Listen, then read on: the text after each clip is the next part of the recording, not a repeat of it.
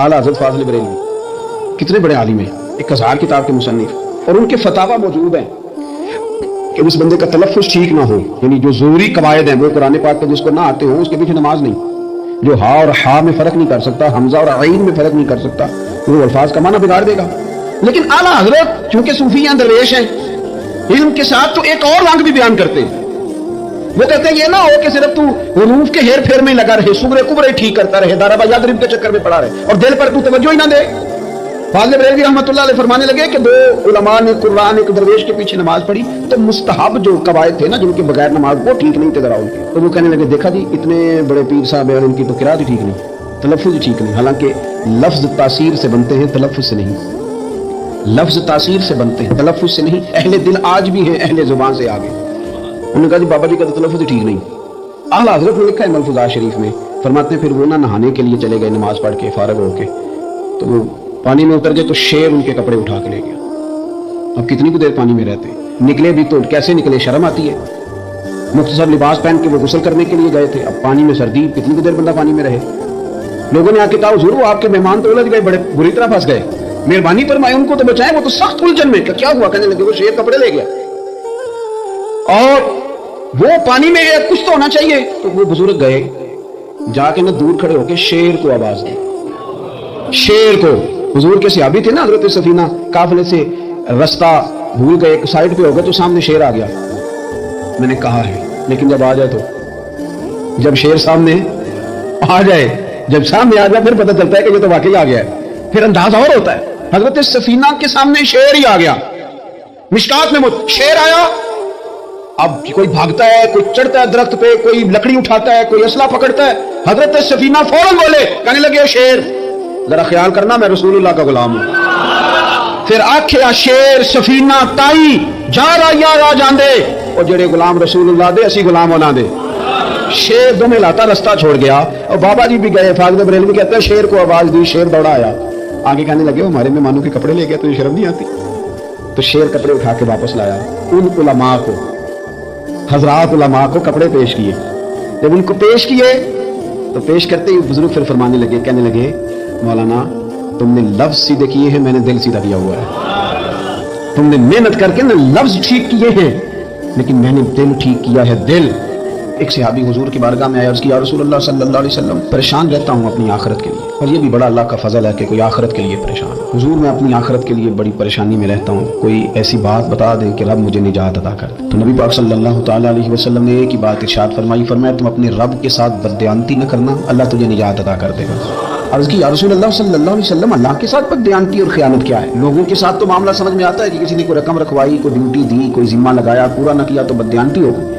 अल्लाह के साथ बददयानती का माना क्या है? तो नबी पाक सल्लल्लाहु अलैहि वसल्लम फरमाने लगे वो काम जो तुम्हें खालिस अपने रब की रिजा के लिए करने चाहिए थे, उन कामों में अगर तुमने नियत कर ली ना कि लोग भी देख ले, गैर का भी तुमने इरादा कर लिया, हुक्म दिया था अल्लाह रसूल ने, करने थे अल्लाह रसूल के लिए, और जब तुमने इरादा कर लिया ना कि लोगों को भी पता चल जाए मैं नमाजी हूँ, तहज्जुद गुजार हूँ, कारी कुरान हूँ, आमिल बिस्सुन्ना हूँ, शरीयत इस्लामिया का पाबंद हूँ, जब तुमने ये वाला ज़हन बना लिया ना तो फिर तुमने अपने रब के साथ बददयानती की, तुमने खयानत की, तुमने ठीक नहीं किया। जब तुमने ये ज़हन बना लिया कि लोगों को पता चल जाए। हजरत शाह मंसूर रहमतुल्लाह अलैह फरमाते हैं कि मेरा एक शख्स से बड़ा करीबी ताल्लुक था, मैं उसे बड़ा नेक समझता था और अच्छे अल्फाज में उसका लोगों के यहाँ जिक्र था, लोग उसे नेक ही समझते थे। लेकिन मुझे किसी ने बताया कि वो बहुत ही ज्यादा बीमार है। मैं तीमारदारी करने गया, मैंने उसे जाके देखा तो बड़ी अजियत में था। मैंने कहा क्या हुआ? कहने लगा हुजूर अपने गुनाहों की पादाश में। मैंने कहा तू तो बड़ा नेक था। कहने लगा हजरत जी मेरा मनसब नेकी का था, मैंने तहज्जुद पढ़ी ताकि लोगों को पता चल जाए, मैंने तस्बीह फेरी ताकि पीरी मुरीदी में इजाफा हो, मैंने सुन्नत शरीयत का लिबादा ओढ़ा ताकि मेरे अकीदतमंद बढ़ जाएं। वो काम जो अल्लाह रसूल के लिए करने थे उन्हीं कामों पर मैंने ये निज़ाम बनाया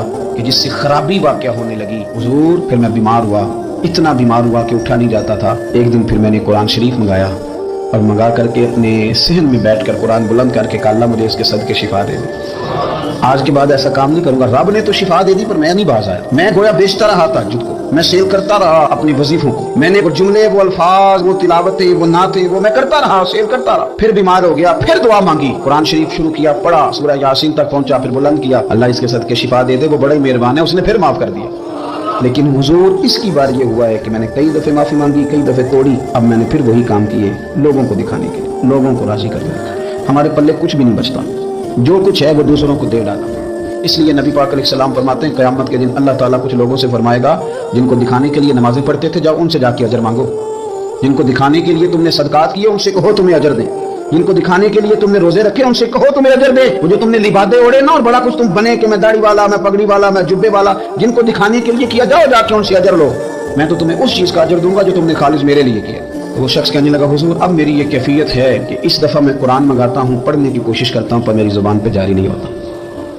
تو ہم میرے لیے دعا فرما دیں. کہتے ہیں میں بھی رویا، وہ بھی رویا. ابھی میں اس بستی سے باہر نہیں نکلا تھا کہ اس شخص کا انتقال ہو گیا.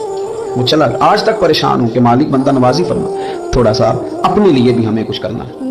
ہمیں غور کرنا ہے کہ یہ کام کرتے وقت میرا ارادہ کیا ہے، اس کام سے میرا مقصود کیا ہے، اور جس ارادے سے میں کر رہا ہوں پھر اس کا نتیجہ کیا ہے. اگر اسی طرح الجھ گئے، میں کہتا ہوں کہ ہم نے دعوتیں ولیمے بھی کھائے اور ہم منگنی میں بھی گئے اور ہم بارات میں بھی گئے اور ہم جناب سیاسی میٹنگ میں بھی گئے، کس لیے کہ دنیا داری ٹھیک رہے، کہ سارے کام دنیا کے لیے کر لیے تھے، تو ہم نمازیں تو نہ دنیا داری کے لیے پڑھیں. یہ سارا کچھ ہو گیا تھا نا دنیا داری کے لیے، تو اب داڑھی حج زکات کا معاملہ تو دنیا داری کے لیے نہ کریں. اب اس پر تو نہ دھبا ڈالیں، اس پر تو نہ وہی لیبل لگا لیں کہ یہ اوپر بڑا اچھا خوبصورت پیکٹ اور اندر سے نکلے کوئی شے نہ خرابی ہو جائے، اور صبح قیامت جب راز کھولیں تو پھر ہم سے چھپنے کو جگہ ہی نہ مل سکے. نبی کریم صلی اللہ تعالیٰ علیہ وسلم نے ہماری تربیت فرمائی. حضور فرمانے لگے مخلص ہو کے عمل کرنا، اگر تھوڑا بھی ہوا تو تمہیں کفایت کر جائے گا، تمہارے لیے کافی ہو جائے گا تھوڑا بھی ہوا. حضور فرماتے ہیں بہت لمبا تم نہ بھی نہ رونا، اگر مکھی کے یا مچھر کے پر کے برابر بھی تمہارے آنسو نکل گئے نا، میں اب اس سے زیادہ کیا آپ کی بارگاہ میں بات ہے. حضور فرماتے ہیں ایک مکھی اور مچھر کے پر کے برابر بھی تیری آنکھ سے آنسو نکل آیا، شرط یہ ہے نکلے ریاکاری کے لیے نہیں، نکلے اللہ کی رضا کے لیے، اس کی خشیت میں نکلے. فرمایا اگر مکھی کے پر کے برابر بھی تو رو پڑا تو اللہ تعالیٰ تیرے لیے دوزخ سے آزادی لکھ دے گا. اور نبی پاک صلی اللہ تعالیٰ علیہ وسلم نے بیان فرمایا ہے، حضور فرماتے جو اللہ کے خوف سے رو پڑے نا، جس طرح بھینس بکری گائے کے تھنوں سے نکلا ہوا دودھ دوبارہ تھنوں میں نہیں نہ جاتا، اسی طرح جو رب کی یاد میں رو پڑے وہ دوزخ میں نہیں جاتا. یہ مثال دیکھیں کیسے دی حضور نے سمجھانے کی. اگر کبھی رونا آئے اس کے لیے تنہائی کا انتخاب کرے، مجموع میں نہیں. ایک بندے کو حضرت عمر نے مجمع میں روتا دیکھا تو فرمایا یہ کام تو اکیلے میں کرتا، تیرے لیے برکت والا ہوتا، تیرے آنسو نکلے، تیرے رخساروں پہ بہے. اور شیر خدا تو شیر ہے نا، حضرت مولا علی شیر خدا فرماتے اگر تیری آنکھوں سے کبھی آنسو نکلے نا اللہ کی یاد میں، حضور کی محبت میں، تو فرمایا ان آنسوؤں کو پوچھنا نا، ان کو چہرے سے صاف نہ کرنا. یہ تو آنسو اس قابل ہے کہ تیرے رخساروں پہ رہے، یہ تو روشنی ہے تیرے چہرے کی، ان کو پوچھنا نا. حضرت علی رضی اللہ تعالیٰ عنہ نصیحت کرتے ہیں انہیں رہنے دے، یہ آنسو بڑا قیمتی ہے، یہ نکلا تیری آنکھ سے ہے پر کسی کا ہو کے نکلا، نکلا تیری آنکھ سے ہے پر کسی کے لیے نکلا، نکلا تیری آنکھ سے ہے پر اس نے تجھے بتایا ہے کہ تیرے وجود میں، تیری دھڑکنوں میں، تیرے جذبات میں کسی اور کا بھی حصہ ہے. یہ رب رسول کی رضا کے لیے چھلکا ہے. ایک بھی رونے والا ہو تو باقیوں کا کام بھی سنو نا. حدیث ہے بہتی شریف، حضرت حیثم بن مالک رضی اللہ تعالیٰ عنہ فرماتے ہیں نبی پاک علیہ السلام خطبہ دے رہے تھے، تقریر فرما رہے تھے، حضور کی باتیں دلوں کے میل کچیل اتارتی چلی جا رہی. فرماتے ایک شخص نبی پاک علیہ السلام کے سامنے بیٹھ کر حضور کی گفتگو سن رہے تھے، وہ رو پڑے. ساری گفتگو چھوڑ کے نبی پاک صلی اللہ تعالیٰ علیہ وسلم کی توجہ اس شخص کی طرف ہو گئی. ہوا کیا ہے؟ وہ تقریر سنتے، بات سنتے بس رو پڑے. تو نبی پاک علیہ السلام فرمانے لگے آج اگر وہ سارے مومن بھی یہاں موجود ہوتے جن کے گناہ پہاڑوں کے برابر وزنی ہوتے تو اس ایک بندے کے رونے کی وجہ سے اللہ سب کی بخشش فرما دیتا. اور نبی پاک علیہ السلام فرمانے لگے یہ رویا ہے تو اس کے رونے پر فرشتے بھی روئے ہیں، اور فرشتے دعا کر رہے ہیں کہ اے اللہ یہ جو نہیں روتے نا ان کے حق میں ان کی سفارش قبول کر لے جو تیری بارگاہ میں روتے ہیں، جو تیرے حضور عرض گزار ہوتے ہیں ان کی سفارش قبول کر لے ان کے حق میں. اللہ تعالیٰ نے قرآن مجید میں فرمایا کہ میں نے دل دو نہیں بنائے، دل ایک بنایا. اس میں کہ کہیں یہ نہ ہو کہ دو دل ہوں تو ادھر کوئی اور ہو ادھر رب ہو. فرمایا نہیں، دل ہی ایک بنایا ہے، کوئی اور آ ہی نہیں سکتا، یا خدا رہے گا یا محمد مصطفیٰ رہیں گے صلی اللہ علیہ وسلم. دل ہی ایک بنایا ہے، اور دل ہے وہ دل جو تیری یاد سے معمور رہا.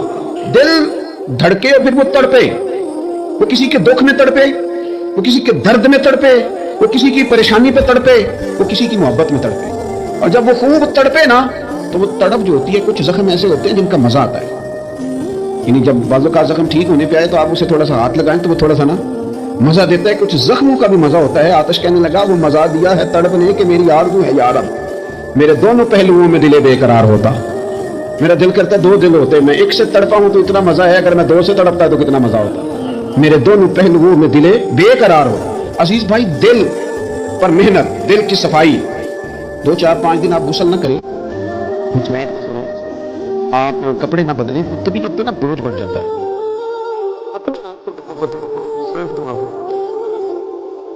अगर दीवार का आईना बना दिया है,